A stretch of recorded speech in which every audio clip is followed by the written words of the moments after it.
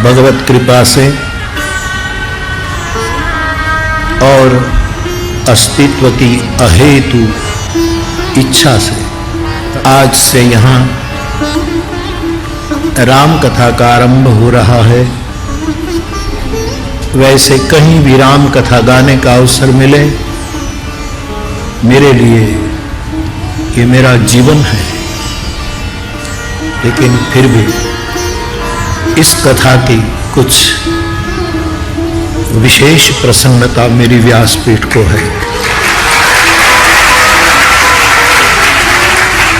और इससे भी और विशेष प्रसन्नता ये है कि शंकरम शंकराचार्यम केशवम बादरायणम सूत्रभाष्य कृतो वंदे भगवंतो पुनः पुनः।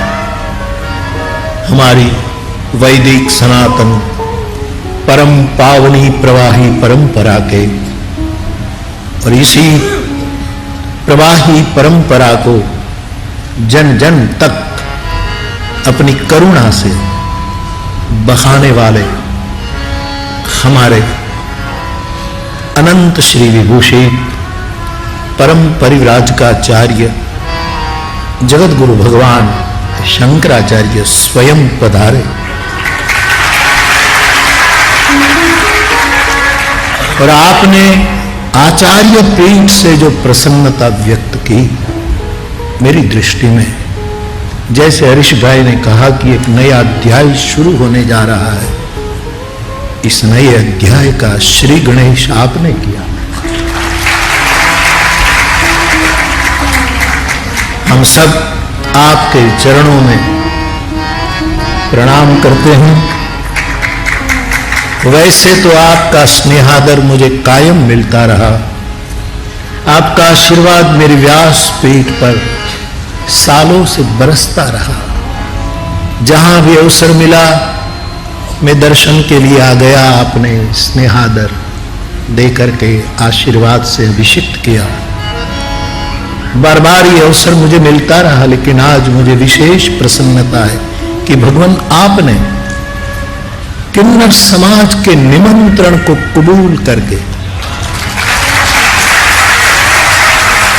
मेरे देश की परम धर्म सत्ता, अथवा तो सत्ता शब्द थोड़ा रजोगुणी लगेगा, तो मैं एक और शब्द जोड़ना चाहूंगा कि मेरा देश का परम सत्य जो जगत गुरु शंकर के रूप में हमें प्राप्त हुआ था, और उसी परंपरा में आप पधारे और आपने इस समाज को, मेरे मन में तो ये कैलाशी मनोरथ था ही।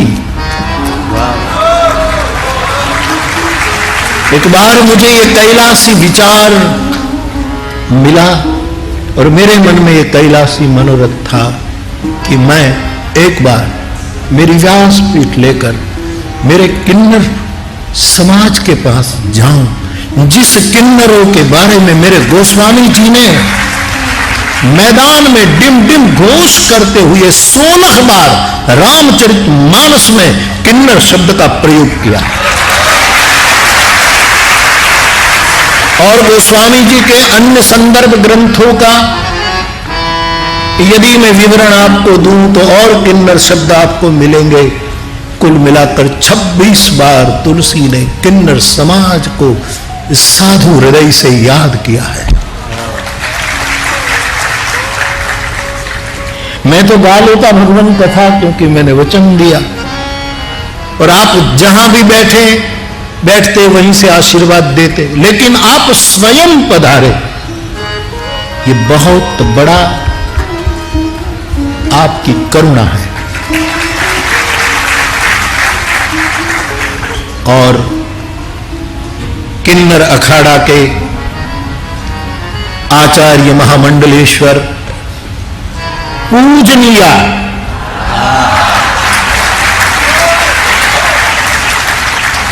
लक्ष्मी नारायण त्रिपाठी जी, जिसको हम लक्ष्मी कहते हैं, जो कुंभ के अवसर पर महामंडलेश्वर पद पर अभिषिक्त की गई और भगवान ने अपनी प्रसन्नता व्यक्त की।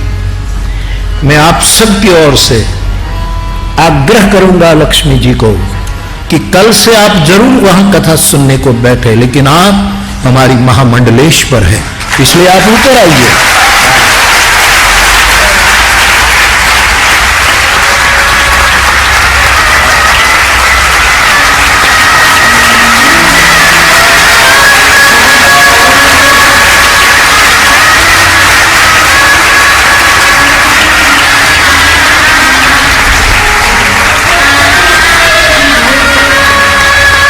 और भगवान श्री ने स्वयं अपने वक्तव्य के समय खोजा कि लक्ष्मी जी कहां है। मैं कहूंगा लक्ष्मी जी आपको भी कि चरणों में बैठिए। आपने निमंत्रण किया था, वहां बैठ।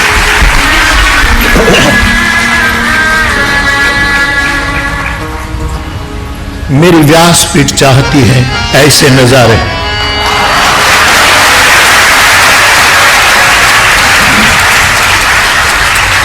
आपका स्वागत महामंडलेश्वर जी। बाबा के चरणों में बैस। जगत गुरु की परंपरा की पादुका तो भगवान के साथ नित्य चलती है, लेकिन ये नई पादुका जिन्होंने लोगों ने ठोकरें लगाई थी, जिन्होंने तोड़कर चूर चूर करने की कोशिशें की थी, वो एक नई पादुका आज जगत गुरु के चरणों में विराजमान है।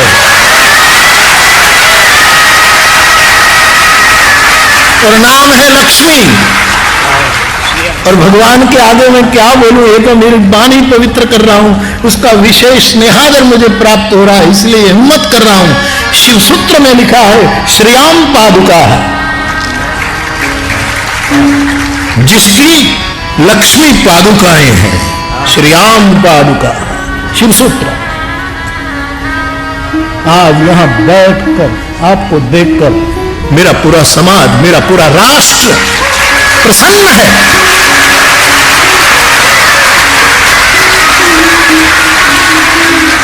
आपके सभी साथी जिस जिस पद पर हो, पद पर न हो, ये सभी किन्नर समाज को व्यासपीठ से मेरा प्रणाम।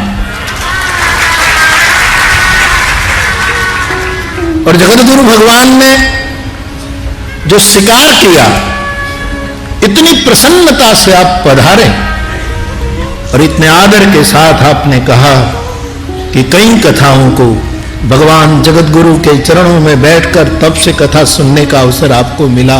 आप आशीर्वाद देते रहे हर जगह जाकर, लेकिन लक्ष्मी की इस कथा के आयोजन की सभा देखकर आप स्वयं कह गए कि मैंने ऐसी सभा कहीं नहीं देखी। महामंडलेश्वर जी, आप और आपके समाज के लिए जगतगुरु का प्रमाण पत्र नहीं है, प्रेम पत्र है। और सभी प्रमाण पत्र करीब करीब 2 कौड़ी के होते हैं, प्रेम पत्र शाश्वत होता है। धर्म का सत्य यदि इसका स्वीकार नहीं करेगा तो कौन करेगा। माझी जो नाम डुबोए उसको कौन बचाएगा। आप हमारे माझी हैं, आप हमारे। तुलसी ने लिखा है कर्णधार सदगुरु दृढ़ नावा। कौन इस भारत की नौका को, मानस का मंत्र तो स्वीकार का मंत्र है। और मुझे मेरे सदगुरु भगवान की कृपा से, मेरे हनुमान जी की कृपा से, आपके आशीर्वाद से, समग्र जनता की शुभकामनाओं से मुझे ऐसे कार्यों में निमित्त बनने का अवसर मिलता है। तलगा जरड़ा गदगद है।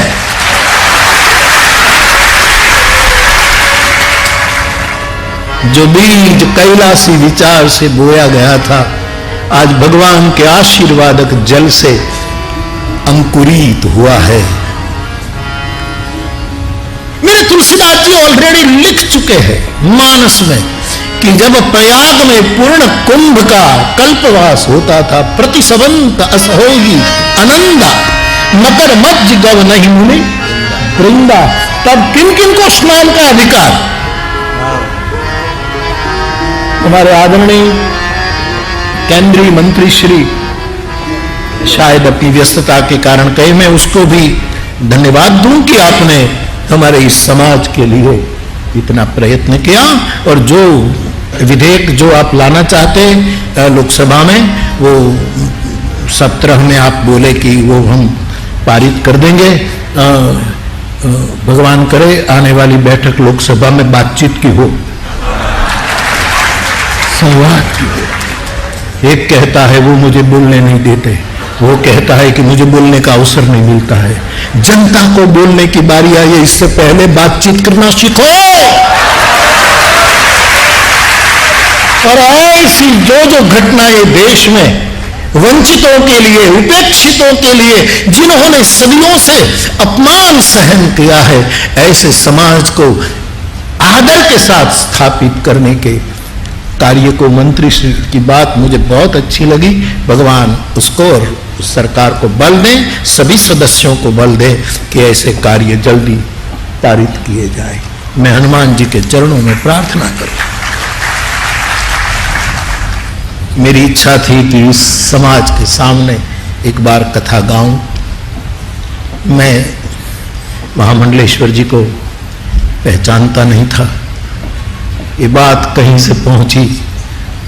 हम तलगा जड़ा में गुरु पूर्णिमा मनाते नहीं हैं, मैं तो मेरे गुरु की पादुका की पूजा कर लेता हूं, बाकी वहां कोई उत्सव नहीं, क्योंकि लोग फिर मुरारी बापू को गुरु मानने लगते हैं और मैं कोई गुरु नहीं। गुरु तो ये है, हम कोई गुरु नहीं, ना कोई गुरु। मजबूर साहब का शेर सुनिएगा, आज से शुरू हो गया। ना कोई गुरु ना कोई चेला, अकेले में मेला, मेले में अकेला। और यह भी शांकरी परंपरा से विरुद्ध नहीं है। जगत गुरु ने कभी कहा था, आद्य जगत गुरु ने, एकांते सुखमास्यताम। तो बाप, मैंने उसी समय लक्ष्मी जी को थोड़ा विवेक किया कि आप मत आइएगा, क्योंकि यहां कोई उत्सव नहीं है, फिर मिलेंगे। लेकिन जो भी ये योग होगा, ये होना था, वो आई। और फिर वो जिस समाज से हैं, वो किसी की माने?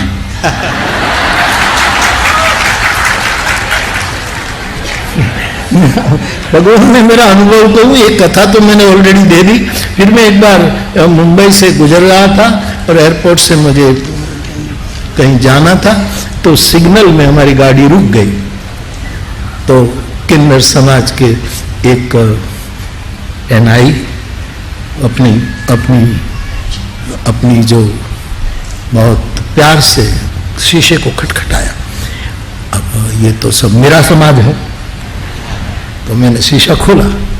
बापू जय सिया राम। मैंने कहा जय सिया राम। तो मैंने कहा आपको पता है कि हम कथा करेंगे साथ में मिलकर थाने में, लक्ष्मी जी को मैंने कथा दी है। बोले हाँ सुना है बाबू, लेकिन कथा के बाद में करिएगा, पहले 100 रुपया दो।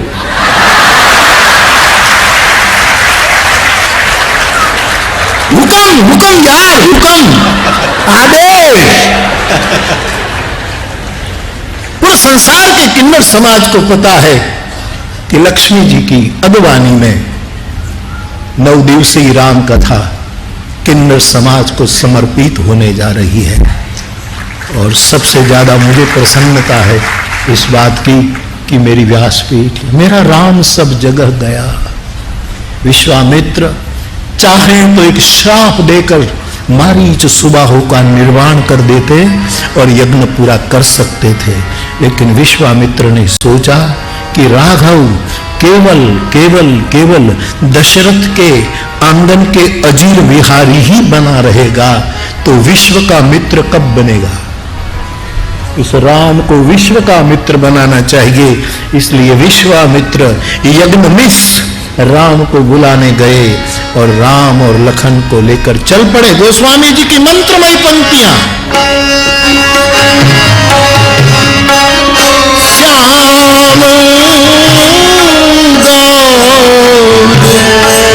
सुंदर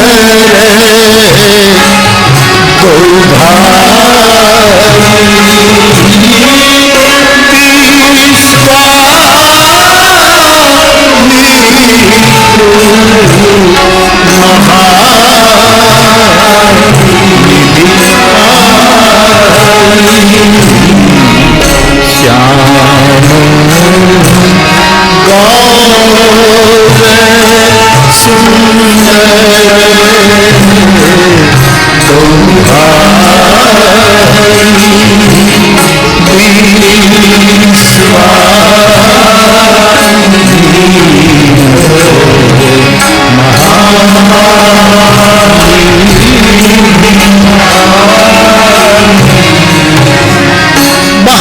था। अवतार बहाना खोजता है, परम तत्व बहाना खोजता है समग्र विश्व का कल्याण का।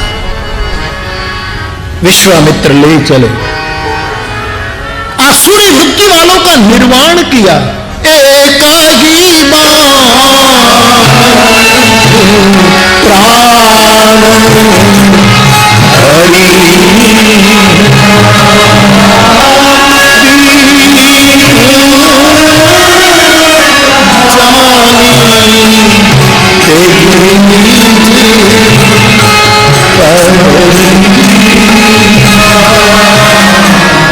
एकागी से श्री गणेश किया निर्वाण यात्रा का, निर्वाण दिया।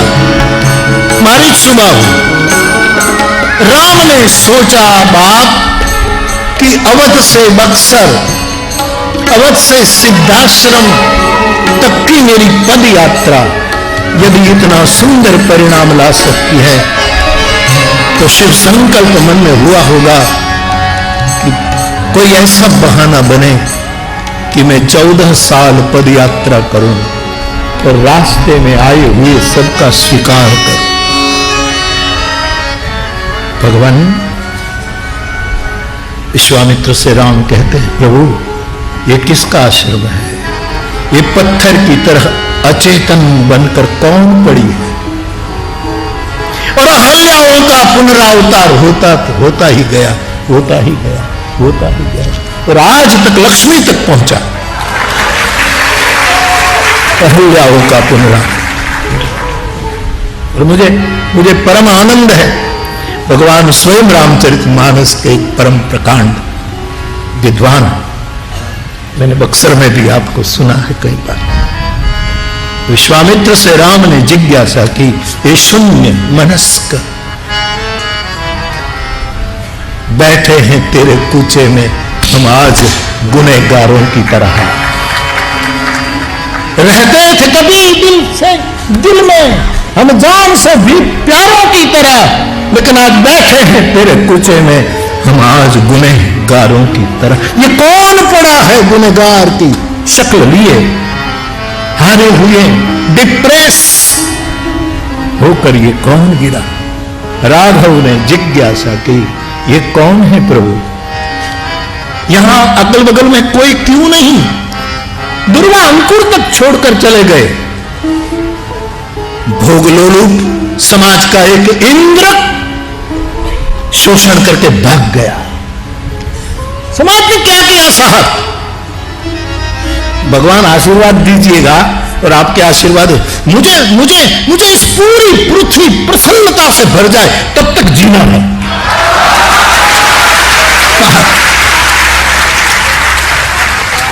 क्या गुनाह किया परमात्मा की इस परम सृष्टि ने जो मारी मारी घूम रही? कई लोग कोई छूते नहीं, इस समाज को ठोकर ठोकर ठोकर ठोकर। उद्धारक तो कई आए, सुधारक भी कई आए, लेकिन स्वीकारक बहुत कम आए। उद्धार करना आसान है, सुधार करना भी चलो आसान, लेकिन गिरे हुए को थाम कर स्वीकार करना, ये मेरे राम ने किया, ये मेरे राघव ने किया। कौन है ये प्रभु? और देखो भारत का ऋषि पुण्यात्माओं के पक्ष में तो उसका पुण्य है, वहां ऋषि मुनि ने उसके पक्ष में रहने की जरूरत नहीं है, जहां तक मेरा निज अभिप्राय। पुण्यशालियों के पास खुद का पुण्य है, ये पुण्य उसका काम करेगा, लेकिन ऋषि मुनियों का कर्तव्य है, साधुओं का कर्तव्य है, धर्म सत्ता का कर्तव्य है, जिससे किसी भी कारणवश कोई गलती हो गई हो उनके पक्ष में खड़े रहना। और क्या कहते हैं विश्वामित्र? गौतम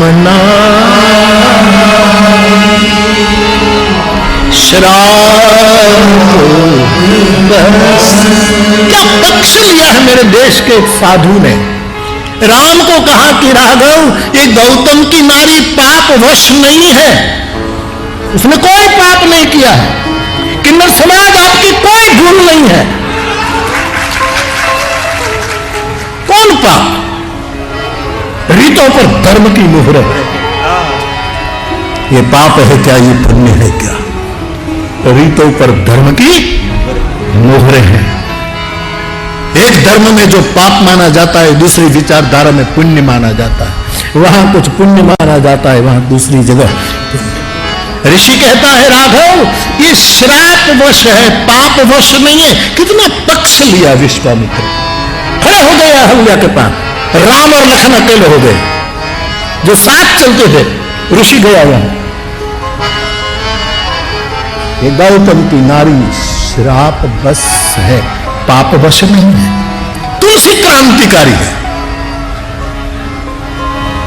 वो तुलसी को देखा नहीं है, उसके शास्त्र को, उसके विचार को।